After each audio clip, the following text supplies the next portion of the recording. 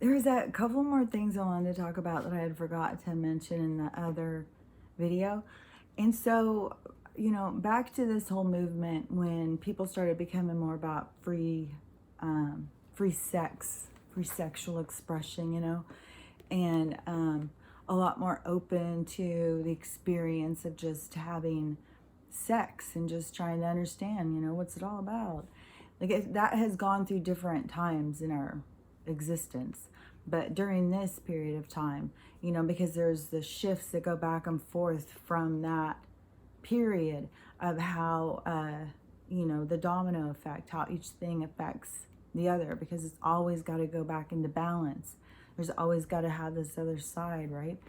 So when it was back then, and it was this progressive kind of, and that's when a lot of androgyny and stuff like that was coming around.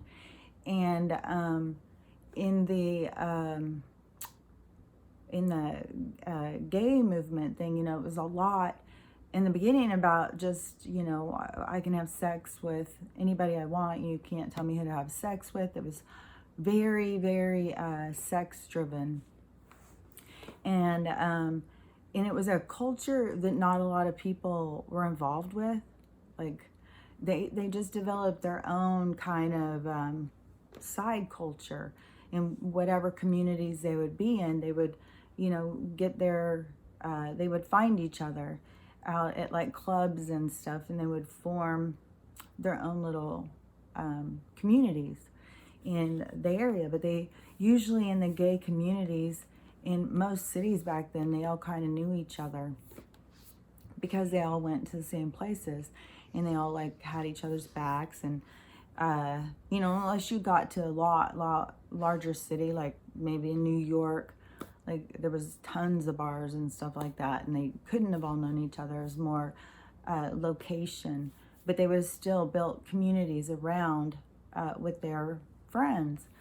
And back then, when I was going, we were going out to, go dancing and stuff. We weren't going out to gawk or whatever. It was a fun place to go dancing. It was just a giant dance floor, and all the guys were just out there. They were a lot more freer. Like, you'd go dance at a club then, and you go out and you dance with some guys. They were super stiff, like they didn't know how to move and stuff. I think that's during the time when white people got a really bad reputation for dance moves, because they just couldn't even feel the music or something. I don't know. I had to kind of grow. I was still kind of growing with that. Some guys can dance good, but it's about getting in touch with this certain side of yourself, a free side of yourself. And it can maybe feel maybe kind of feminine or something. And a lot of guys are too masculine, don't want to feel that side of themselves, this free or kind of expressive and emotional, like that.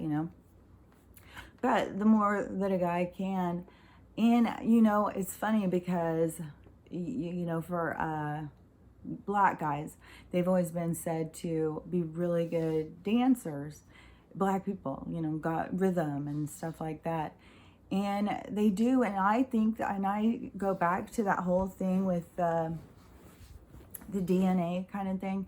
And the more you have melatonin in your skin and stuff, and the more you are still have those ties to your culture, like there's some sort of connection to like music and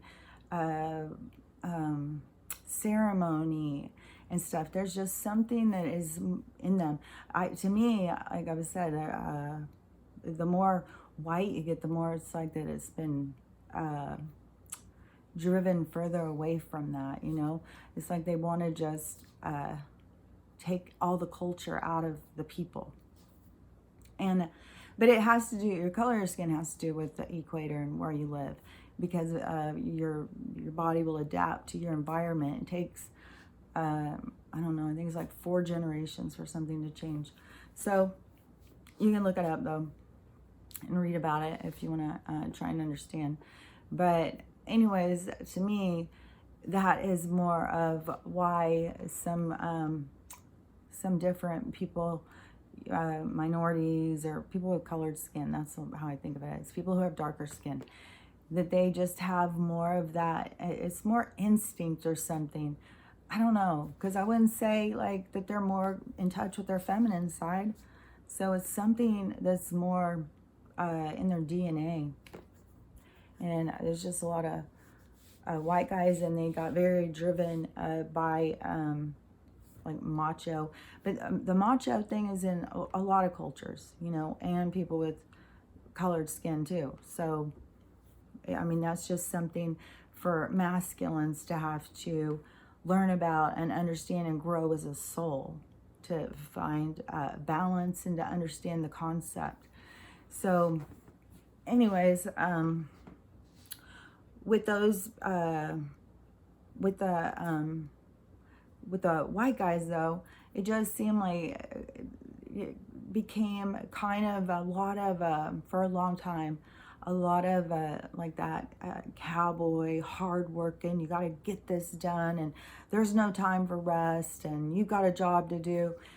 But you know, it's coming from a time when they had to populate, they were populating America. It was hard work. It was a lot of work, which I heard something so interesting this morning. I just got to interject this really quick, because it was somebody I had never seen this video before. It was like you know, just one of those motivational ones where it's just like sky, water, you know, just keeps showing you all these images.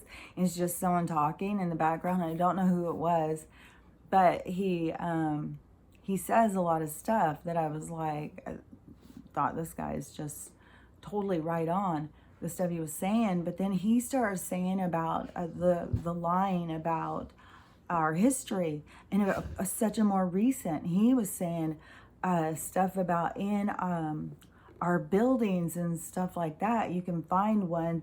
Like, he was talking about San Francisco a lot, and talking about the for what was built in the time period they built it, and how many people that were there that could have built it. It was impossible.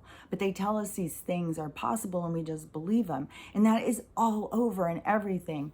And it is just, it's absolutely so true about all of it. But it has to do with every single thing in our whole existence. But there's so much lies about the planet. But there definitely was a period of time, a couple hundred years back, when they were repopulating. Who knows what would have happened, how they have, you know, communities that are older than America. You know, like, I wondered that when I was in Louisiana, down in New Orleans and stuff. I was like, how do they have these places that are older than would be America? But then I was like, okay, well, it just was another place. America went in and took it over. But what he was talking about is they give us a time period of when something was built, who built it. But if you start doing the numbers, then you see, like, doesn't add up, doesn't make sense, it wouldn't have worked. And also when he talks about this masterful tunneling system that is down there, and there's just there's a lot of stuff, you know. And there's been other cultures. There's other cultures that are living with us on the planet that they don't even tell us about. You know, because they just think that we're too stupid. I don't know. I don't really get it. It's just, we can't even worry about it anymore. I mean, they're going, and you know, they're going to be gone. And they, you know, it just was, that was part of the experience for coming here as a soul. But I think what I was talking about. So, with the gay community. So you know, it was a lot of fun to go out with these guys. They were just such free spirits and stuff like that. And, you know, earlier when I was talking about how the gay guys, they became very much like,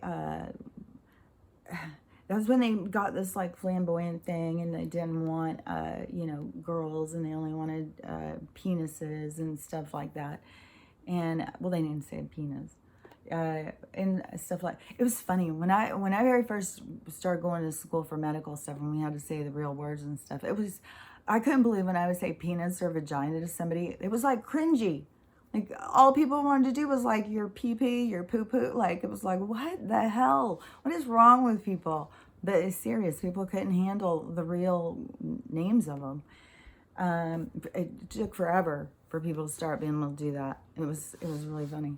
So, anyways, when those people were, it was something like, oh God, it drives me crazy. So, the community was fun, but it wasn't like a widely accepted, community. It wasn't like regular people would go down there and go like, hey, yeah, I'm gonna go down to the gay bar and hang out with the guys and drink some beers. It wasn't like that.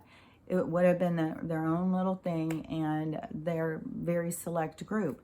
And any women that would come and hang out, it would be this type of woman who was satisfied with not having sex but being madly in love with all these guys.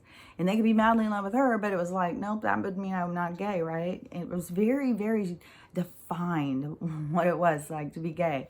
And then these women became, they were called fag hags.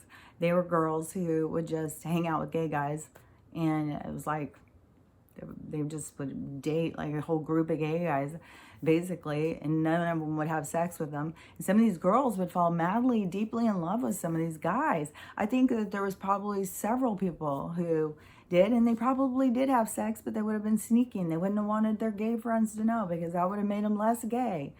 Like there's been all these rules all the time about this stuff. And then there is this constant push on us about the rules. And so during this whole thing with the gay thing, after that, which I was always accepting. I didn't, I've just never really understood people's, not accepting differences in people.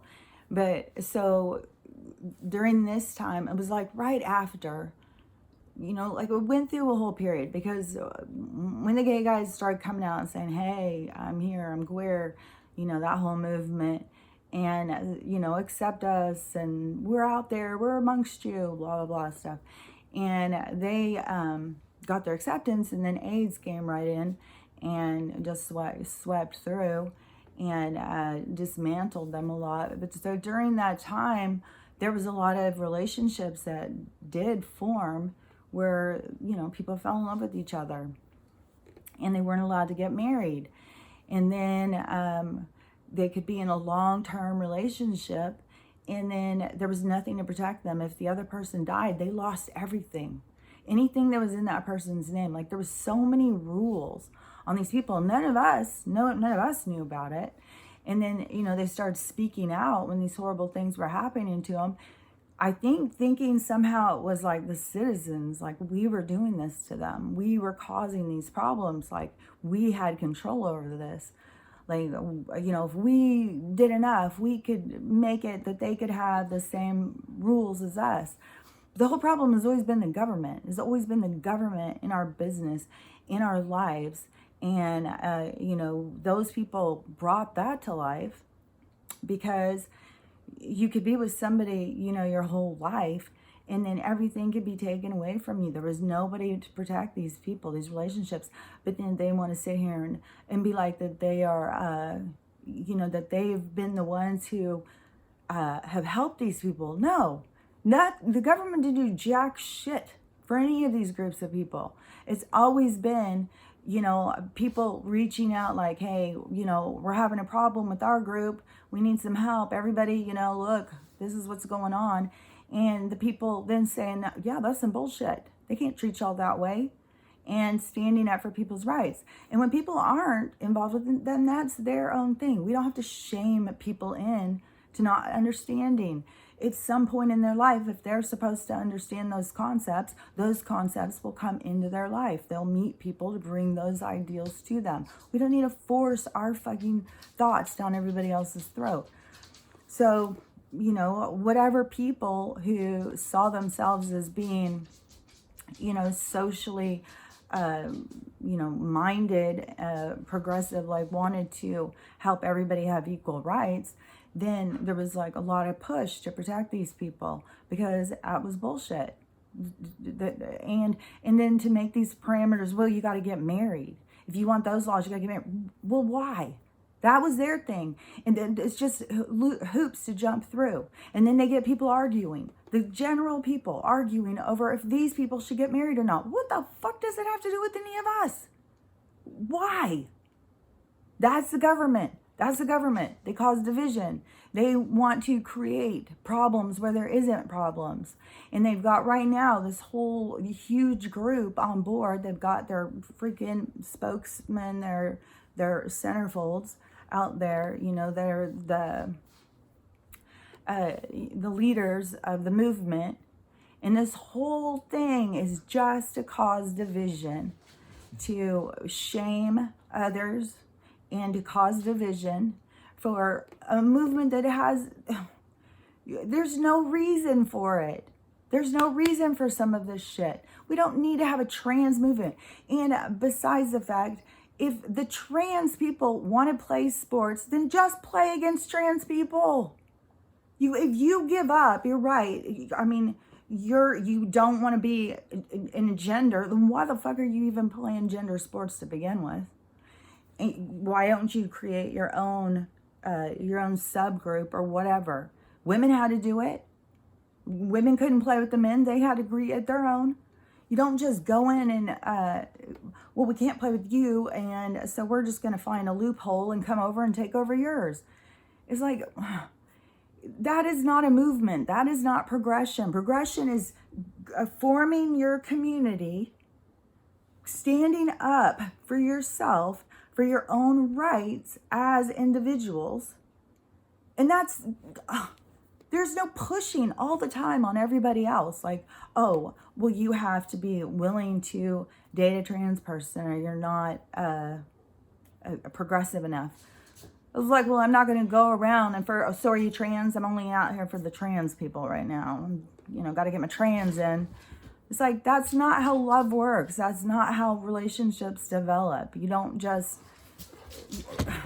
and if there's people that are shallow and they are not, all they see is one thing, that's on them. You know, that's for them to learn. You know, go through a bunch of people because you only like the way they look and see how it turns out for you. That's, you know, that's your life. That's your life journey. These people are constantly want to push, like, it's not even the push, it's the shaming people. I really get sick of watching these people just bully other people. It's just ridiculous. And you are pushing the agenda of the people who are the people that you don't like.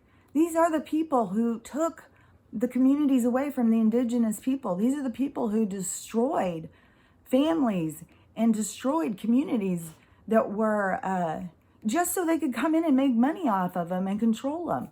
Like, you are controlled by them, and you're pushing their agenda on the rest of us who want freedom. So, you know, you really need to think about stuff in a broader sense. You can't just be narrow-minded on your own thing that you feel so need to have acceptance about. It's like there's repercussions to all the shit that you're pushing, and this is not the wave that we want to be going as a community. Is this forcing everybody? Like, where does it end? Everybody's got something that they need to force on somebody, and you know, I mean, what are we going to have? Like the foot fetish people and, oh, we need to be accepted. If you don't, then you're just a bigot against feet. It's like, oh my God, can any of us have our own opinions? Like, is that okay in this world? Can we just be ourselves and live our own lives? So everybody just needs to think about what they're pushing and why. Okay. There's probably more stuff I wanted to say. I can't think of it all right now. Hopefully I got it out, because sometimes it will come in and I'll be like, oh, did I even say that? Sometimes I start talking and I have no clue what I even talked about or anything. It's like something comes in me and just starts talking. I don't know. Okay, have a great day. Talk to you later. Bye.